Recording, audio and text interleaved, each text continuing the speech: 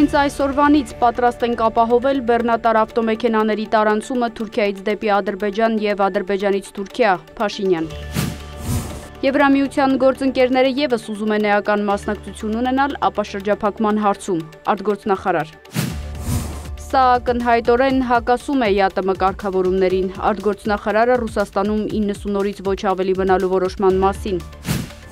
Ռուսական երկաթուղիներ ընկերությունն այս պահին լուծում է Ադրբեջանի տարածքով դեպի Հայաստան ռուսական ապրանքների փոխադրման հետ կապված հարցերը, Օվերչուկ։